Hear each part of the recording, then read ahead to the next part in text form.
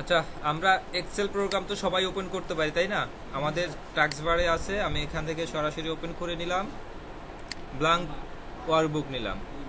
আমরা একেবারে ব্ল্যাঙ্ক একটা শিট নিলাম, এখানে কোনো প্রকার কাজ করিনি। একটু জুম দিয়ে বাড়িয়ে নিচ্ছি দেখার স্বার্থে। এটা ওয়ার্ডের মতো কন্ট্রোল চেপে ধরে আমাদের স্ক্রল বাটনটা ঘোরালে জুম হয়, জুম ইন আউট এভাবে করা যায়। আমরা প্রত্যেকেই তো ফন্ট গ্রুপ এবং অ্যালাইনমেন্ট গ্রুপ এই দুইটা গ্রুপ দেখেছিলাম, তাই না? আমরা এখানে তেমন কোনো লেখালেখি করি নাই, জাস্ট নর্মালি যে লেখালেখি দেখা যায় সেগুলো আমরা গতকালকে দেখেছিলাম। তা আমরা আজকে এইসব জায়গায় লেখালেখি করব, একটা ফরম্যাটিং করার চেষ্টা করব। ফরম্যাটিংটা কেমন হতে পারে? আমরা যদি একেবারে প্রথম ঘর থেকে লিখি সেটাও লেখা যায়, প্রথম ঘর বাদ দিয়ে পরেরটা লিখতে পারি, প্রথম ঘরটা একটু গ্যাপ রেখে এরকম রেখে দিতে পারি। এটা আমাদের ইচ্ছা, আমরা যেমনটা করতে চাই। আমরা যদি ধরি প্রথম ঘর থেকেই লিখব, তাহলে প্রথম ঘরে সাধারণত একটা ফরম্যাটে সিরিয়াল নাম্বার থাকে, তাই না? সিরিয়াল নাম্বার সংক্ষেপে, কিন্তু একটা কোম্পানির সিরিয়াল নাম্বারে সংক্ষেপে এত বড় জায়গা থাকে না, এত বড় জায়গা আপনি দিতে পারবেন না। এখানে সংক্ষেপে এরকম দিয়ে দেয় সিরিয়াল নাম্বার, SL দেয় বা SN দেয়, যে যেভাবে দেয়, ঠিক আছে? সিরিয়াল নাম্বার, এরপরে নেম, এরপরে হতে পারে অ্যাড্রেস, এরপরে হতে পারে কি date of birth, date of birth সংক্ষেপে লিখে নিলাম DOB, NID, mobile number, email. এখানে সিরিয়াল নাম্বারটা আমরা লিখব। আমরা ম্যানুয়ালি যদি লিখতে যাই 1 2 3 এভাবে লিখব। আর একটা ওয়ে আছে, যেটা হলো এটার নিচে আসলে যে ফিল হ্যান্ডেল হয় না, আমরা সিরিয়াল নাম্বারের অনেক অপশন পাবো। আমরা সহজ, সব থেকে দ্রুত শর্টকাট যে ওয়েটা, এটা আমরা একটু চেষ্টা করি, মাত্র অল্প কয়েকজনের জন্য, 10-20 জনের জন্য এটাকে নিয়ে আসলাম। প্রত্যেকের একই হলো সিরিয়াল।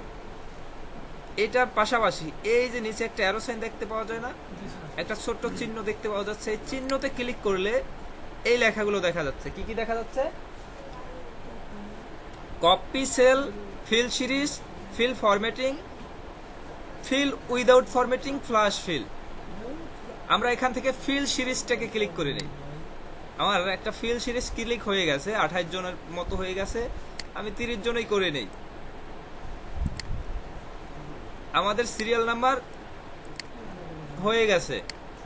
নাম, আমরা একটা ডামি নাম নিয়ে থাকি, ডামি নামটা আমি ফিল সিরিজ করে নিলাম, আপনারা ফিল সিরিজ করে পাবেন না। অ্যাড্রেসও আমি নিলাম, ডামি অ্যাড্রেস।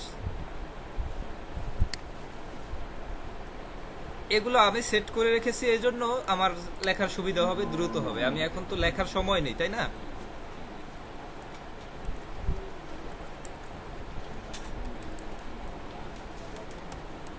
আমি ডেট অফ বার্থ দিয়ে দিলাম, কতগুলো, যে কোনো কাছাকাছি ডেট দিয়ে দিলাম। NID নাম্বার, এই NID নাম্বারের ক্ষেত্রে আমরা একটা ব্যাপার একটু চিন্তা করি। আমরা NID নাম্বার সাধারণত কত ডিজিট হয়? এখন স্মার্ট NID কার্ডের 10 ডিজিট, তাই না? কিন্তু একটা সময় এই NID কার্ড ছিল 13 ডিজিট, এবং তারও পূর্বে একটা সময় তার বার্থ আইডিও NID কার্ড, মানে বার্থ যে ইয়ার, ওইটাও NID কার্ডে যুক্ত ছিল। তো এক প্রকার বলা যায় 17টা ডিজিট ছিল NID কার্ডের। 17 ডিজিটের NID কার্ড কেউ দেখেছেন? দেখেননি? আচ্ছা, এখন আমরা NID নাম্বার এখানে লিখব। আমরা একটা জিনিস চিন্তা করি, 17টা ডিজিট লেখার চেষ্টা করি, সিরিয়াল মেনটেন করে লিখি। 9 10 11 12 13 14 15 16 17, 17টা ডিজিটই লিখলাম এখানে। এন্টার ক্লিক করলাম, আমার এখানে ডিজিট আসলো না, এমন আসলো। এমন কি ডিজিট যদি আসেও ডাবল ক্লিক করে এবার একটু চেক করি, দেখি আমি 17 ডিজিট লিখেছিলাম, লাস্টে তো 67 লিখেছিলাম, কিন্তু লাস্টে দুইটা জিরো দেখাচ্ছে, তাই না? আমি আবার দেখি 1 2 3 4 5 6 7 8 9 0, এই 10টা 11 12 13 14 15 16 17, মানে 1 থেকে 0 পর্যন্ত 10টা, আবার 1 থেকে 7 পর্যন্ত 17টা। আমরা বাইরে ক্লিক করলাম, এমন দেখাচ্ছে যদিও, কিন্তু এখানে ক্লিক করলে আমার এই যে ফর্মুলা বারে দেখা যায় যেটা আসলে কি নাম্বার লেখা আছে।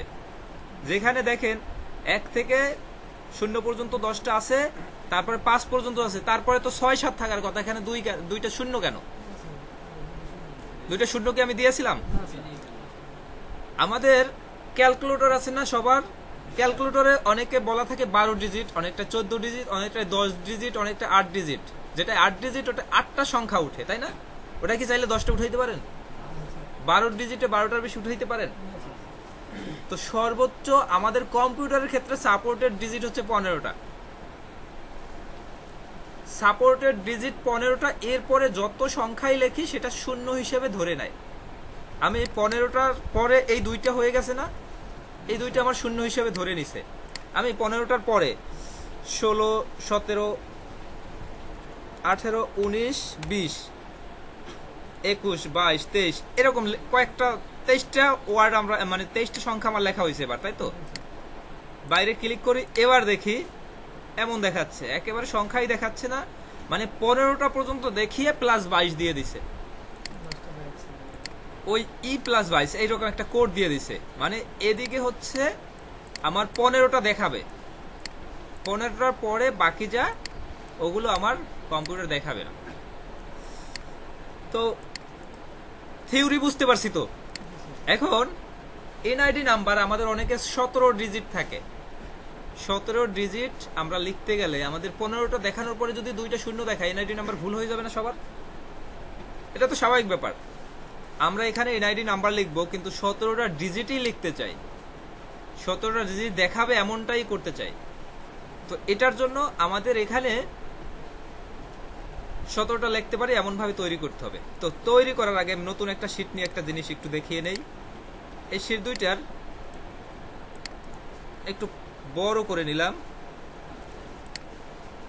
এইখানে নাম লিখবো, যে কোনো একজনের নাম, আমার নামে লিখি, এন্টার দিলাম নাম। এই সেলটা কতটুকু জায়গা আছে, এইটুকু জায়গা পরিমাণ দখল করছে না এই সেলটা, লেখাটা হয়েছে বাম পাশে এইটুকু জায়গায়। মানে কোনো প্রকার ফরম্যাটিং না করা অবস্থায়, ফরম্যাটিং করলে তখন সেখানে যাবে, কিন্তু ফরম্যাটিং করা অবস্থায় আমরা এখানে লিখেছি, বাম পাশে লেখা হয়েছে। আমরা এই পাশে একটা জিনিস লিখি, একটা নাম্বার লিখি, নাম্বার লিখে এন্টার দিলাম, এটা এ পাশে আসলো, এটা আসলো এ পাশে, এটা আসলো এ পাশে। এটার কারণটা কি? আমরা সহজ ভাষায় যদি বুঝতে চাই, এই যে একটা সম্পূর্ণ সেল আর এই হচ্ছে আরেকটা সম্পূর্ণ সেল, আমরা যদি কোনো টেক্সট লিখি, টেক্সটটাকে বাম পাশে পাঠিয়ে দিবে, কোনো নাম্বার লিখে নাম্বারটা ডান পাশে পাঠাবে। তো আমরা একটা নাম্বার এন্টার করার পরেই বুঝতে পারবো এটা নাম্বার নাকি টেক্সট, বুঝতে পারবো তো, তাই না? নাম্বার যদি হয় তাহলে সেটা ডান পাশে পাঠাবে, টেক্সট হলে সেটা বাম পাশে পাঠাবে। নাম্বার এবং টেক্সট এই দুইটা ব্যাপার খুবই ইম্পর্টেন্ট, যে দুইটা আমাদের লাগবে, অনেক প্রয়োজনে লাগবে। তো এটা গেল, আমি ডিলিট করে দিলাম। এবার একটা নাম লিখি, ঠিক আছে? নামটা কি আমার বাম পাশেই রয়ে গেছে, এইখানে একটা নাম্বার লিখি, নাম্বার ডান পাশে চলে গেছে। তো আমাদের এটা কি কোনো সেটিংস করার আগে, এখন যদি এমন হয়, আমি সব ডিলিট করে দিই, অলরেডি সেটিংস করে নিয়েছি, এটুকু জায়গায় সেন্টারে থাকবে, মিডলে থাকবে। এবার যদি আমি কোনো টেক্সট লিখি সেটাও মিডলে থাকবে, কোনো নাম লিখলে সেটাও মিডলে থাকতেছে। তার মানে এটা সেটিংস করা হয়ে গেছে, ফরম্যাটিং করা হয়ে গেছে। উইদাউট ফরম্যাটিং যদি কোনো নাম্বার লিখি সেটা ডানে যাবে, যদি কোনো নাম লিখি সেটা বাঁয়ে যাবে। এটুকু ক্লিয়ার? তো যদি এখানে নাম লিখলাম, বা পাশে চলে আসলো, মানে থেকে গেল, এটা নাম্বার লিখলাম, ডান পাশে চলে আসলো। আমি ফরম্যাটিংটা বাদ দিয়ে দিছি কিন্তু এজন্য আসছে। তো এখন নাম্বার লিখতেছি, একটু দেখি আমার এই ফরম্যাটিং থেকে আমি এটাকে একটু টেক্সট করে নিই, টেক্সট। এবার এখানে তো নাম্বার লিখেছিলাম, এখানেও নাম্বার লিখি, কিন্তু এটা ডানে। তার মানে এটাকে কম্পিউটার ধরে নিয়েছে কি টেক্সট, নট এ নাম্বার। কারণ আমরা এখানে দেখিয়ে দিয়েছি এটা একটা টেক্সট। আমি যদি নাম্বারও লিখি, এটা কম্পিউটার ধরে নিছে আমি একটা টেক্সট লিখেছি। আমি দেখতেছি নাম্বার, কম্পিউটার দেখতেছে এটা একটা টেক্সট। ক্লিয়ার? এখন এখানে অনেক প্রকার টেক্সট হতে পারে। তো এই টেক্সট মানে নাম্বার হতে পারে, এই নাম্বারটা কিন্তু কম্পিউটার ধরে নিছে টেক্সট, এটা আবার ধরে নিছে নাম্বার। কারণ আমি ফরম্যাটিং করেছিলাম এইটুকু সিলেক্ট করে, এটা আর করি নাই। তো এটুকু করলেও এখানে একটা চিহ্ন দেখা যাচ্ছে না কেমন যেন? যদি চিহ্নটা এইভাবে থাকে তাতেও সমস্যা নাই, আমরা চিহ্নটা রিমুভ করেও দিতে পারবো, রাখতেও পারবো। এই অ্যারো সাইন একটা মানে এমন একটা চিহ্ন মনে হয় যেন কোনো সমস্যা, তাই না? এইটাই ক্লিক করে অনেক অপশন দেখা যায়, যে নাম্বার স্টোর অ্যাজ টেক্সট, এরপরে হচ্ছে convert to number. Convert to number click করলে নাম্বার হয়ে যাবে, ডান পাশে চলে আসবে।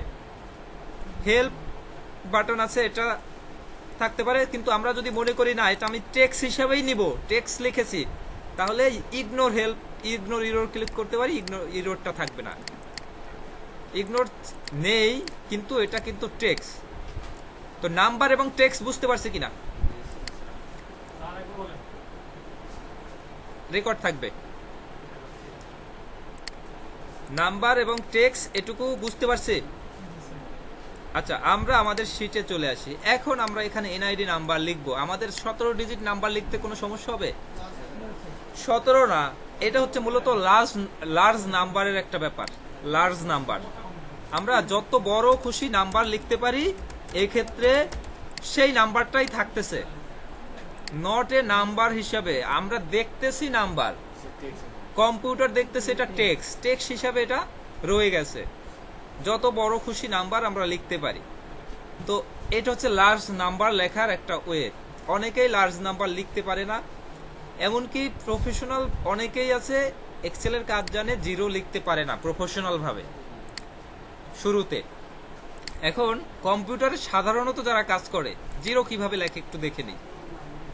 আমি সম্পূর্ণ ফরম্যাট একেবারে ক্লিয়ার করে নিই, ক্লিয়ার অল। এখন কোনো ফরম্যাট নাই, একটা ফোন নাম্বার লিখি, একটা ফোন নাম্বার লিখলাম, সাথে সাথে জিরো হয়ে গেল, মানে জিরো বাদ হয়ে গেল। কারণ নাম্বারের ক্ষেত্রে ক্যালকুলেটরে কখনো আমরা জিরো আগে উঠাইতে পারছি? আমরা একটা নাম্বার লিখলে সে ধরে না এটা একটা নাম্বার লিখছে, নাম্বারের আগে জিরো থাকবে না, এটা স্বাভাবিক ব্যাপার। কিন্তু এটা যদি টেক্সট হতো, জিরো থাকতো না। এটাকে ডিলিট করে আমরা একটু টেক্সট করে দেই। এই জেনারেল অপশনে নাম্বার ফরম্যাটিং এর অপশন থেকে টেক্সট করতে পারবো। এখানে অনেকগুলো অপশন আছে, সবার শেষে একটা টেক্সট করে নিলাম। টেক্সট করে এবার একটু নাম্বার লিখি, আমার এবার এটা টেক্সট হিসেবে নাম্বারটা দেখিয়ে দিচ্ছে। তো এই যেভাবে দিচ্ছে আমরা টেক্সট হিসেবে দেখিয়ে দিচ্ছি বিধায় টেক্সট হিসেবে দেখিয়ে দিচ্ছে। কিন্তু আমি টেক্সট হিসেবে দেখাতেও চাই না, জেনারেলই থাকবে। এখানে কিন্তু অনেক অপশন আছে, জেনারেল, নাম্বার, কারেন্সি, অ্যাকাউন্ট। আমি এখানে যদি একটা অ্যামাউন্ট লিখি, এটা নাম্বার ধরে নিছে জেনারেলে থাকার কারণে। এটা যদি নাম্বার দেই তাহলে নাম্বারের একটা দশমিকের পরে 2 সংখ্যা দেখিয়ে দিচ্ছে। আমি কারেন্সি দিলে কারেন্সি যেভাবে হয়, মানে টাকা যে ডলার সাইন সহ যেভাবে হয় সেভাবে দেখিয়ে দিচ্ছে। আমরা যদি চাই এই ডলার সাইনটাকে আমাদের বাংলাদেশি টাকার যে সাইন সেটা ব্যবহার করব, সেটাও করতে পারবো, আমরা করব আস্তে ধীরে। এরপর শর্ট ডেট, এটা যদি ডেট হিসাবে দেখি তাহলে এভাবে দেখাচ্ছে।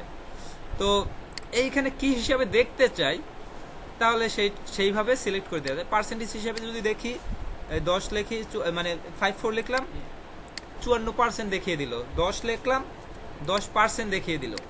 পার্সেন্টেজ দেখতে চাইলে, যদি জেনারেল দেখতে চাই, জেনারেল ওই পার্সেন্টেজের জেনারেলে যা হয় তাই হচ্ছে। আবার 10 লিখলে শুধু 10ই হয়ে যাচ্ছে। এটা একটা জেনারেল নাম্বার। তো আমরা সাধারণত যারা এক্সেল মোটামুটি এক্সেলের কাজ করে, আশেপাশের অফিসিয়াল কাজ করে, তারা জিরো উঠায় যেভাবে, সেটা একটু দেখাই কিভাবে উঠায়। আমি ফুল নাম্বার লিখলাম, আমার জিরো নাই, এটা তো বুঝি। জিরো যেহেতু নাই, এই লেখার পূর্বে এসে একটা ইনভার্টেড কমা, মানে একটা কমা দিয়ে জিরো যদি লিখি, তাহলে এই জিরোটা থাকে। মানে কি দিলাম, সিঙ্গেল কমা, একটা উপরের যে কমাটা এটা দিলাম। এটা দিয়ে আমি যা লিখবো সেটা থাকবে, এটা দিলাম না, নেই, এটা দিয়ে জিরো দিলে থাকতেছে। এই শর্টকাট ওয়ে সবাই ব্যবহার করে সাধারণত, কিন্তু এটা প্রপার ওয়ে না। আমরা প্রপার ওয়েটা দেখব। আচ্ছা, প্রপার ওয়ে মেনে নিলাম। এটা আমাদের এমন অনেক সময় আসবে, ফোন নাম্বার লিখতে গেলে আমাদের দেশের কান্ট্রি কোডটা আগে লিখে ফোন নাম্বার লিখতে হয়। আমাদের বাংলাদেশের কান্ট্রি কোড কি, +88, এরপরে 01, এভাবে নাম্বার হয়, তাই তো? এইভাবে নাম্বার হয়। আমি যদি এই মুহূর্তে নাম্বারটা লিখলাম, এন্টার দিলে আমার কোনো কিছু নিচ্ছে না, নিলেও এভাবে নিচ্ছে। আমার কি এটা ফোন নাম্বার? এটা কেউ দেখলে বুঝবে এটা ফোন নাম্বার? তো যে কারণে আমরা কান্ট্রি কোড সহ আমরা ফোন নাম্বার লেখার একটু চেষ্টা করব। আমরা এনআইডি কার্ডের 17 ডিজিট কিভাবে হয়, 17 ডিজিট আমরা এটা সবাই বুঝতেছি, সবাই বুঝবো। 17 ডিজিট আমি টেক্সট হিসাবে নিয়ে এই সম্পূর্ণটা সিলেক্ট করে, যে ফরম্যাটিং করব সম্পূর্ণটা সিলেক্ট করে আমি টেক্সট হিসাবে কল করে, এরপরে আমি 17টা ডিজিট এভাবে লিখে নিলাম। আমি ফিল হ্যান্ডেল করে ওই একই নাম্বার বসিয়ে দিলাম। কিন্তু এখানে এখন নাম্বার চেঞ্জ করে আমরা যে কোনো খুশি বসাতে পারবো। এই যে চারপাশের যে প্রবলেমটা, ওই যে একটা চিহ্ন, ওইটা যদি রিমুভ করতে চাই, এই চিহ্নতে এসে ইগনোর ইরর ক্লিক করে দিলাম। আমার এটা এনআইডি নাম্বার হিসাবে দেখা গেল। মোবাইল নাম্বার, মোবাইল নাম্বার সংক্ষেপে যদি লেখি,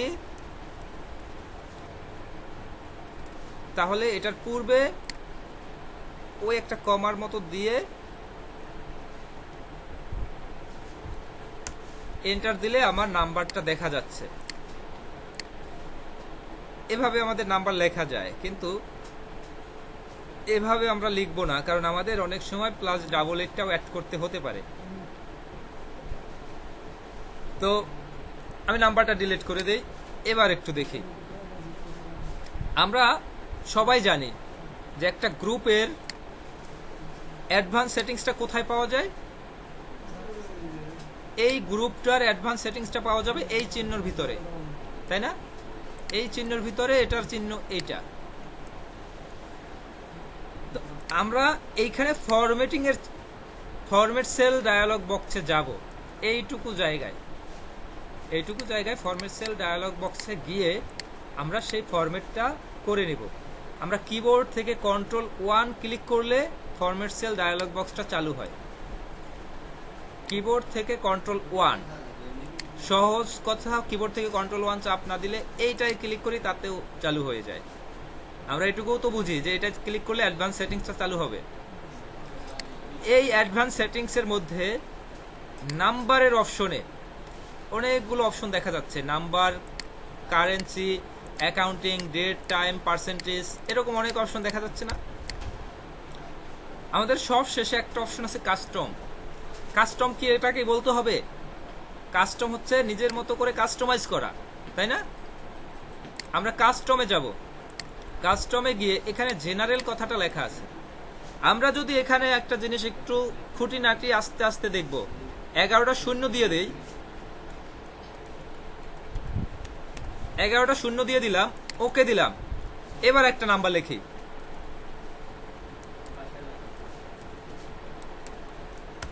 আমার এবার জিরো দেখাচ্ছে, জিরো দেখাচ্ছে উইদাউট এনি ইরর, কোনো প্রকার ইরর নাই, তাই না? কিন্তু আমরা এখানে দিলাম 11টা সংখ্যা, জিরো দেখাচ্ছে। আমরা একটা টেলিফোন নাম্বার লিখি, 7-8 ডিজিটের টেলিফোন নাম্বার আছে না বাংলাদেশি? একটা টেলিফোন নাম্বার লিখলাম। টেলিফোন নাম্বার লিখলে কি হলো, নাম্বারগুলোর আগে যে কয়টা সংখ্যা বাদ ছিল সেই কয়টা জিরো দেখাচ্ছে। আমার 11টা ডিজিট হবে, 11টা ডিজিটের মধ্যে প্রথমটা শূন্য ধরে বাকি 10টা সে নাম্বার যদি পায় সেই নাম্বার অনুযায়ী হবে, যদি না পায় তাহলে সে কয়টা জিরো হবে। আমি যদি 3টা বা 4টা সংখ্যার কোনো নাম্বার লিখি, 3-4 সংখ্যারও তো বাংলাদেশি নাম্বার আছে একেবারে অফিসিয়াল বিআরটিসি থেকে, তাই না? এই নাম্বারটা লিখলেও ওই 4টা দেখাচ্ছে, বাকিগুলো জিরো। তো আমাদের এভাবে শুধু মোবাইল নাম্বার লেখার ক্ষেত্রে করতে পারি, কিন্তু আমরা শুধু কি মোবাইল নাম্বার লিখবো? হয়তো এমন হতে পারে টেলিফোন নাম্বারও লেখা লাগতে পারে। আমরা সেই একই জায়গায় গেলাম, এই কাস্টমে গিয়ে এবার যেটা করলাম, ইনভার্টেড কমা। ইনভার্টেড কমা বলতে ওই কমা যে দুইটা দিব এটা নাই, একদম directly inverted comma 0 inverted comma close, এইটুকু আমরা বসালাম। Inverted comma 0 inverted comma close, এরপরে একটা হ্যাশ চিহ্ন বসিয়ে দিলাম, ওকে দিলাম। এবার আমি কোনো নাম্বার লিখি, আমার নাম্বারটা এবার দেখা যাচ্ছে। আচ্ছা, এইখানে আবার ওই নাম্বারটাই লিখি, এটাই দেখা যাচ্ছে না কেন বলতে পারবেন? এই সেলটাকে সিলেক্ট করে আমরা ফরম্যাটিং করেছি, এই সেলটাই তো ফরম্যাটিং করি নাই, তাই না? আমরা এই সেলটাই ফরম্যাটিং করেছি, এটাই করি নাই, এটা তো বুঝি সবাই। এই যেটাই ফরম্যাটিং করেছি, এই ফরম্যাটিংটা আমি এগুলোতে সবগুলোতে দিতে হবে। যদি দেই তাহলে ওই ফরম্যাটিংটা সব জায়গায় চলে আসবে, না দিলে ওইখানেই থাকবে। তো এক্ষেত্রে আমরা কি এখানে এসে আবার এইভাবে ফরম্যাটিং করব? একটা ওয়ে আছে, যেটা হলো আমরা সবার শুরুতেই যখন ফরম্যাটিং করব সম্পূর্ণটা সিলেক্ট করে একসাথে কাস্টমে গিয়ে ফরম্যাটিং করে নিলাম, একসাথে ফরম্যাটিং করে ওকে ক্লিক করে দিলাম। আমার এবার হয়ে যাবে, যদিও 11টার বেশি ডিজিট লিখে ফেলেছি। এবার হয়েছে, তাই তো? এখন সবগুলো সিলেক্ট করে আমি করেছি, মনে করেন আপনারা সবগুলো সিলেক্ট করে করেন নাই। এখানে নাম্বার লিখে নাম্বারটা ফুল নাম্বারটা আসছে না, তার মানে এইটাই যে সেটিংসটা আছে, এই সেটিংসটা আমরা প্রত্যেকটা জায়গায় দিয়ে দিলেই তো হয়ে যায়। আমরা ফরম্যাট পয়েন্টার ব্যবহার করি না, এবার ফরম্যাট পয়েন্টার ব্যবহার করব। ফরম্যাট পয়েন্টার সিলেক্ট করলাম, সম্পূর্ণটা টেনে ছেড়ে দিলাম, আমার ফরম্যাট পয়েন্টার হয়ে গেছে। এবার আমি যে নাম্বারই লিখব 0 সহ দেখাবে। তো নাম্বার 0 দিয়ে লিখলে আমরা কি বুঝতে পারছি কিভাবে লিখব?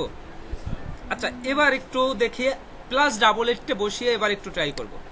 এইটুকু জায়গা এইটুকু সিলেক্ট করলাম, এই নাম্বারের সেটিংসে চলে গেলাম। আমরা কিবোর্ড থেকে শর্টকাটে যেতে পারি Ctrl+1 ক্লিক করে, Ctrl+1 ক্লিক করলে কাস্টমে চলে আসে।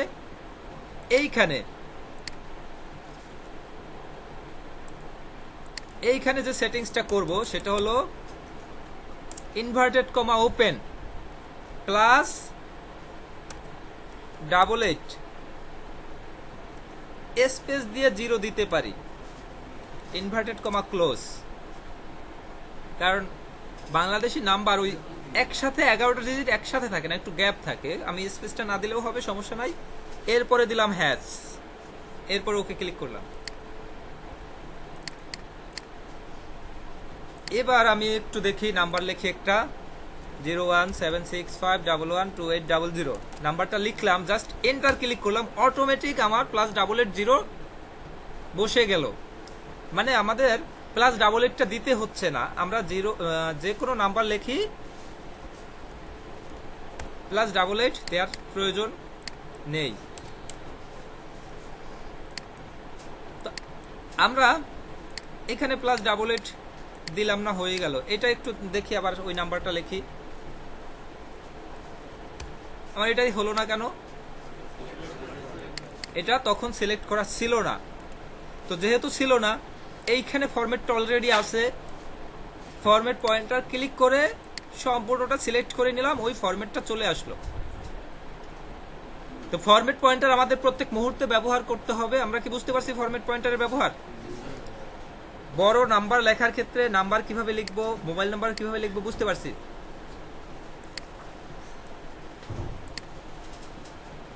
তো এখন মোবাইল নাম্বার লিখতে কারো কি কোনো সমস্যা হবে? +88। আচ্ছা, আমরা সম্পূর্ণটা সিলেক্ট করব। সিলেক্ট করে এই সম্পূর্ণটা আমি সিলেক্ট করে নিচ্ছি। আমি কিবোর্ড শর্টকাটের মাধ্যমে সিলেক্ট করেছি, ওটাও দেখাই দেব কিভাবে করে। সিলেক্ট করার পরে এই নাম্বারের এই চিহ্নতে ক্লিক করব। এই অ্যারো সাইনে ক্লিক করলে আমাদের এই ফরম্যাট সেল ডায়ালগ বক্সটা চালু হবে। চালু হওয়ার পরে জেনারেলে থাকতে পারে, আমাদের যেখানেই থাকুক আমরা সবশেষে কাস্টমে চলে আসব। কাস্টমে চলে আসে এই টাইপের এখানে একটা টাইপ দেখা যাবে, টাইপটাকে কেটে আমরা এখানে টাইপ লিখবো। এগুলো হচ্ছে প্রত্যেকটা একটা ফরম্যাট, প্রত্যেকটা ফরম্যাটেই বিভিন্ন কাজ করে। এখান থেকে প্রত্যেকটা ফরম্যাট আমাদের শিখতে হবে না, এখান থেকে কয়েকটা ফরম্যাট আমরা শিখবো, মাত্র কয়েকটা ফরম্যাট, যেগুলো আমাদের প্রয়োজন হবে সেই ফরম্যাটগুলো শিখবো। তো এখানের এই ফরম্যাটগুলো আমরা যেটা সিলেক্ট করব উপরে ওইটাই লেখা আসে, ঠিক আছে? কিন্তু আমাদের ওই লেখার দরকার নাই, আমরা ওই লেখাগুলো কেটে আমাদের মতো করে একটা লেখা দিব। যে লেখাটা দিব inverted comma open +88 0 inverted comma close এবং একটা হ্যাশ।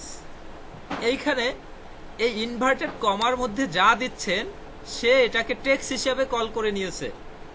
এরপর হ্যাশ দিয়ে যা দিয়েছেন এটা আপনি যা লিখবেন তাই। একেবারে ভেঙে বললাম যে এখানে ইনভার্টেড কমা দিয়ে আমরা যা লিখেছি সে সেটাকে টেক্সট হিসেবে ধরে নিছে। এরপরে হ্যাশ দিয়ে যা লিখবো সেটা আমরা যা লিখবো তাই। ওকে ক্লিক করলাম। এই মুহূর্তে আমরা একটা ফোন নাম্বার লিখবো।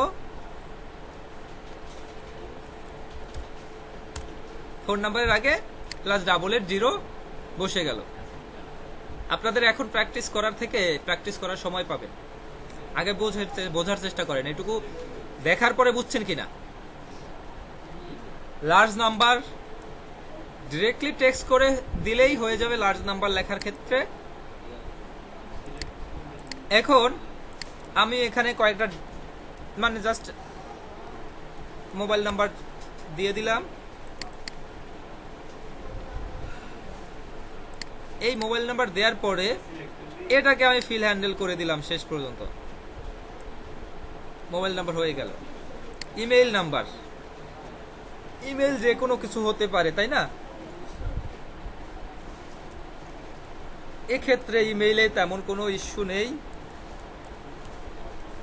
আমি কতগুলো ইমেইল নাম্বার অ্যাড করে নিলাম। এই হচ্ছে আমার ফাইল। এখন এই ফাইলে ফরম্যাটিং আরো করতে হবে না?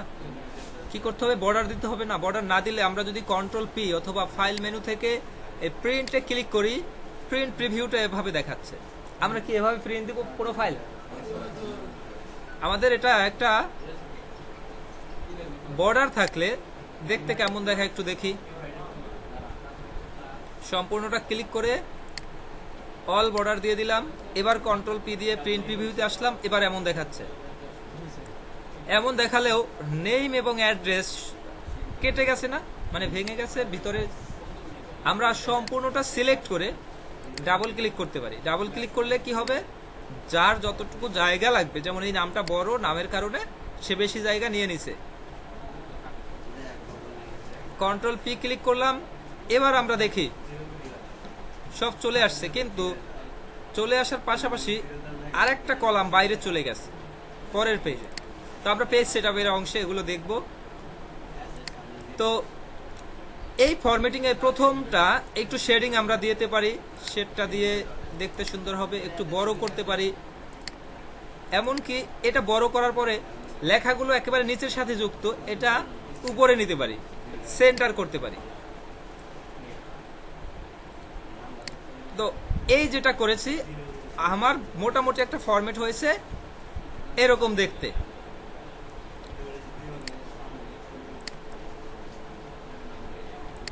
আমরা যদি ফন্ট সাইজ ছোট বড় করি তাহলে আরো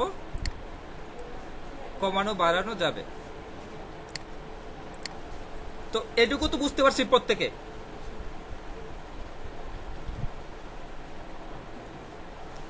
লার্জ নাম্বার এবং মোবাইল নাম্বার এই দুইটা যদি পারি, এই দুইটা আজকে দেখানোর বিষয় ছিল, এরপরে আরো বিষয় দেখাচ্ছি। তো এরপরে আমরা যেটা দেখব, এটাকে যখন প্রিন্ট ক্লিক করলে প্রিন্ট প্রিভিউ এরকম দেখা যায়, আমরা এটা নিয়েও কাজ করব। তো এই মুহূর্তে আমরা এটাকে যে প্রিন্ট দিব, প্রিন্ট দেওয়ার আগে আমাদের সিদ্ধান্ত নিতে হবে কোন কাগজে প্রিন্ট দিব, তাই না? ওই যে পেজ লেআউট মেনু, এই পেজ লেআউট মেনু কিন্তু ওই আগের মতোই পেজ লেআউট মেনু, মার্জিন যা তাই সেভাবে আছে, কিন্তু ওখানে 4টা 5টা ছিল, এখানে 3টে আছে। কাস্টমে গিয়ে আপনার মতো করে কমাতে বাড়াতে পারেন। ওরিয়েন্টেশন আমরা জানি পোর্ট্রেট নাকি ল্যান্ডস্কেপ। ল্যান্ডস্কেপ যদি করি সেক্ষেত্রে পেজটা এরকম দেখাবে, এটা ল্যান্ডস্কেপ পেজ, বুঝতে পারছি এটা ল্যান্ডস্কেপ। সাইজটাকে কি আমাদের A4 যদি করি তাহলে A4 হবে, A4 করলাম। এবার পেজটা এরকম দেখাচ্ছে, A4 এ প্রিন্ট হলে এরকম দেখাবে সম্পূর্ণ পেজ এটা। এরপরে একটা বিষয় আছে প্রিন্ট এরিয়া, আমরা এটা একটু পরে দেখি, এখন না দেখি। আমরা মার্জিন, ওরিয়েন্টেশন, সাইজ 3টা বিষয় তো জানি সবাই নাকি? এই 3টা জানি না? এই 3টা আমরা করতে পারবো। তো এখন এই 3টা করতে পারার পাশাপাশি আমরা এটাকে যদি পোর্ট্রেট রাখতাম, পোর্ট্রেট, তাহলে এখানে দেখেন কয়টা কলাম আছে, 1 2 3 4 5 6 7টা কলাম, তাই না? 7টা কলাম না এখানে? আমরা যখন ফাইল মেনু থেকে প্রিন্ট প্রিভিউতে আসব, এখানে কলাম দেখাচ্ছে কয়টা? আর একটা কলাম আমাদের পরের পেজে চলে আসছে, এইখানে পেজ 2 এ গেলে পরের পেজে চলে আসছে একটা কলাম। তো একটা কলাম তাও আলাদা পেজে আলাদাভাবে যদি প্রিন্ট হয় তাহলে কেমন হয় ব্যাপারটা? আমাদের তাহলে এটা কি অসম্পূর্ণ হয়ে গেল না? তো আমরা এই পেজ লেআউটে থাকাকালীন সময়ে যা দেখি এর ভিতরে একটা কাজ করব। এটা হচ্ছে আমাদের হোয়াইট, পেজের হোয়াইট, আর উপর নিচে হচ্ছে হাইট। তো হোয়াইটটা আমরা যেটুকু আছে সব এক পেজের ভিতরে রাখতে চাই, তাই তো? হোয়াইটের আমার বর্তমানে এইটুকু যাচ্ছে এক পেজে, তাই না? এইটা যাচ্ছে না, আমি সম্পূর্ণটাই এক পেজে রাখতে চাই। তো সম্পূর্ণটা রাখতে চাইলে আমার সম্পূর্ণটাকে এক পেজে নিতে হবে। আমাদের পেজে যাওয়ার আগে এইখানে একটা হালকা দাগ দেখা যাচ্ছে না, কেমন যেন ডট ডট ডট এরকম, এই চিহ্ন দ্বারা বোঝাচ্ছে এই থেকে এইটুকু এক পেজে চলে গেছে, এটা আর এক পেজে চলে আসছে। এই চিহ্ন দ্বারা এটা আর কি বোঝা যাচ্ছে। তা আমাদের এই চিহ্নটা এই পাশে পাঠিয়ে দিতে হবে, তাহলে তো এটা এই পেজে চলে আসবে। আমরা এই যে এখানে দেখি পেজ লেআউটের মধ্যে ফিট টু স্কেল, এইখানে অটোমেটিক হাইট ওয়াইট অটোমেটিক দেখাচ্ছে এবং স্কেল দেখাচ্ছে। স্কেল যদি আমরা কমিয়ে দেই তাহলে এটা কিন্তু চলে গেছে শেষে। এবার যদি প্রিন্ট করি এক পেজে সব চলে আসছে, তাই না? আমাদের স্কেলিংটা কমে গেছে, মানে স্কেলিং বলতে বোঝায় জুম ইন আউটের মতো। স্কেলিং 100% থাকা মানে সম্পূর্ণভাবে পেজটা আসবে, ওইখান থেকে কমানো মানে জুমটা কমিয়ে নেওয়া। তো আমরা জুমটা এক প্রকার বলেন কমিয়ে নিয়েছি, তার মানে এক পেজে চলে আসছে। কিন্তু আমরা জুম কমাবো না, 100%ই রাখবো, এমনকি 100 থেকে পার্সেন্ট বাড়ানো যায়। যদি আমি পার্সেন্ট বাড়াই 150% দিয়ে দিই, তাহলে দেখেন কেমন দেখাচ্ছে, 4টা মাত্র পেজে আসছে, বাকিটা পরের পেজে চলে গেছে। তো আমরা স্কেলিংটা ন্যাচারালি 100 থাকে, আমরা 100 রাখি। আর এই ওয়াইডটা অটোমেটিক আছে, ওয়াইডটাকে আমরা এক পেজে নিয়ে আসি, এক পেজে ওয়াইডটা হয়ে যাবে। এক পেজে যতটুকু ওয়াইড থাকে সব এক পেজে আমি নিব, লম্বায় যত দূর হয় ততগুলো পেজ প্রিন্ট দেব, কিন্তু ওয়াইডটা এক পেজ হবে। এবার কি আমার ওয়াইডটা সহ সব এক পেজে চলে আসছে না? এবার আমি প্রিন্ট করলে এইরকম একটা ফাইল প্রিন্ট হবে। তো পেজ সেটআপের এই অংশে মার্জিন, সাইজ, ওরিয়েন্টেশন এই ব্যাপারটা থাকার পাশাপাশি এইখানে আরো দুইটা ব্যাপার আছে, পেজ এরিয়া এবং ব্রেক। ব্রেক আমরা তো পেজ ব্রেক শুনেছিলাম ওয়ার্ডে, এখানেও ব্রেকটা কাজে লাগবে। কোন ক্ষেত্রে কাজে লাগবে? আমার এখানে কয়জনের তথ্য? এটা 30 জনের, 30 জনের তথ্য, তাই তো? আমি সব ফিল হ্যান্ডেল করে 200 জনের তথ্য তৈরি করে নিলাম। আমি শর্টকাটে করে নিলাম, ঠিক আছে? 200 জনের তথ্য এখানে আছে। এবার প্রিন্ট প্রিভিউ ক্লিক করি। কয়টা পেজ হচ্ছে টোটাল? 4টা পেজ হচ্ছে। প্রথম পেজে এরকম, দ্বিতীয় পেজে, তৃতীয়, চতুর্থ, 4টা পেজ হচ্ছে। 4টা পেজ হওয়ার পাশাপাশি একটা জিনিস দেখেন। আচ্ছা, একটা জিনিসের আগে, আমার 4টা পেজ যদি থাকেও, আমি যদি চাই আমার প্রিন্ট হবে 100 পর্যন্ত, 100-র পরে বাকিটা প্রিন্ট হবে না, আমি এইটুকু সিলেক্ট করে 100 পর্যন্ত সিলেক্ট করলাম। 100 পর্যন্ত সিলেক্ট হলো, সিলেক্ট হয়ে print area set, print area click করে দিলাম, প্রিন্ট এরিয়া সেট করে দিলাম। এই 100-র বাইরে আমার যত কাজেই থাকুক না কেন, যাই করি না কেন, এইসব জায়গায় এখানে 200-র পরিবর্তে যদি আমি আরো বাড়িয়ে 210 করে নেই, বা যাই করে নেই, 300 যদি করে নেই, আমি কন্ট্রোল পি দিয়ে প্রিন্ট করা শুরু করলে পেজ প্রিন্ট হচ্ছে আমার 2টা মাত্র। 2টা পেজের, এই যে সব শেষে দেখি 100 পর্যন্তই আছে, 100-র পরে আর কিছু নাই। আমার এখানে 210 জনের তালিকা আছে, প্রিন্ট হচ্ছে 100 জন পর্যন্ত। তো আমাদের এটা হলো এই 100 জন পর্যন্ত আমরা প্রিন্ট এরিয়া সেট করে দিয়েছি, বাকিটা আমরা প্রিন্ট এরিয়া সেট করি নাই, এজন্য হয়নি। তো এখন প্রিন্ট এরিয়া সেট করেছি, আমাদের প্রয়োজন হতে পারে না প্রিন্ট এরিয়াটা বাদ দিতে আবার, নাকি? আমাদের প্রিন্ট এরিয়া যদি বাদ দিতে চাই, আবার ওই সেম প্রিন্ট এরিয়ায় গিয়ে clear print area, print area clear করে দিলাম। এবার কন্ট্রোল পি দিয়ে ক্লিক করলাম, আমার এবার প্রিন্ট হচ্ছে 4টা পেজ। 4টা পেজে সব মিলিয়ে 210 জনের তথ্য প্রিন্ট হচ্ছে। তো এবার একটা বিষয় আসি, এই প্রথম পেজে আমি চাচ্ছি, প্রথম পেজে এখানে কতজন প্রিন্ট হচ্ছে? 51 জন। আমি এখানে চাচ্ছি 30 জন প্রিন্ট হোক প্রথম পেজে, পরের গুলো বাকি পেজে চলে যাক। অথবা প্রথম পেজে প্রথম 20 জন প্রিন্ট হোক, বাকিগুলো পরের পেজে চলে যাক। তো 20 এর পরে, এই যে 20 এর পরে এখানে এসে সম্পূর্ণ রো সিলেক্ট করে একটা ব্রেক ইনসার্ট করব, ইনসার্ট পেজ ব্রেক। আমরা কিন্তু ওই যেভাবে ইনসার্ট করেছি প্রায় ওই রকমই। ইনসার্ট পেজ ব্রেক ক্লিক করলাম, এবার কন্ট্রোল পি ক্লিক করি।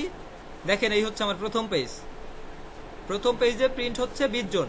এরপরে দ্বিতীয় পেজে 21 থেকে শুরু হয়ে যত পর্যন্ত নেওয়া যায় তত পর্যন্ত নিয়েছে, 74 পর্যন্ত। তৃতীয় পেজে 75 থেকে 128 পর্যন্ত। এখন এইখানে এইটা হচ্ছে তৃতীয় পেজ অথবা দ্বিতীয় পেজ।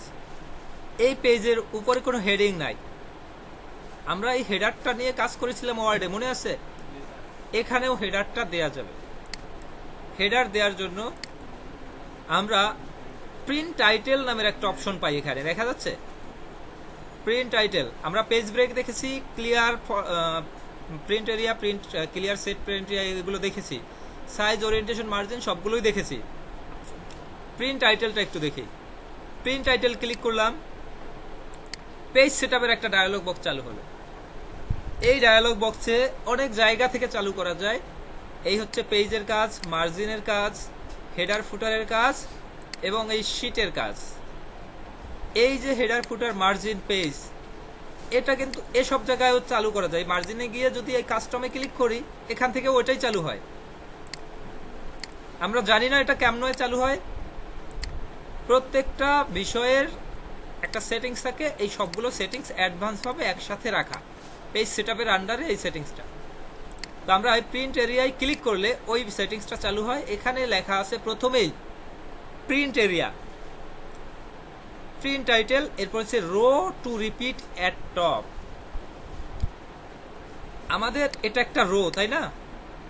এই রোটাকে আমাদের প্রত্যেক পেজের টপে রিপিট করব, যে কারণে আমরা ওই অপশনটাই সিলেক্ট করে নিব যে রো টু রিপিট টপ। এটা ক্লিক করে এই অ্যারো সাইনে ক্লিক করে আমি যে রোটাকে সিলেক্ট করে দিব, এটুকু সিলেক্ট করে দিতে পারি, এটুকুই প্রিন্ট হবে প্রত্যেক শিটে। আমার দরকার শুধু হেডারটা। হেডারটা ক্লিক করে আবার এই অ্যারো সাইনে ক্লিক করে ওকে ক্লিক করে দিলাম। এবার যদি আমরা কন্ট্রোল পি দিয়ে প্রিন্ট প্রিভিউ দেখি, এ হচ্ছে প্রথম পেজ, এই হচ্ছে দ্বিতীয় পেজ, আমাদের হেডারটা চলে আসছে। এ হচ্ছে তৃতীয় পেজ, আমাদের হেডার চলে আসছে কিনা? প্রত্যেকটা পেজে হেডার চলে আসছে।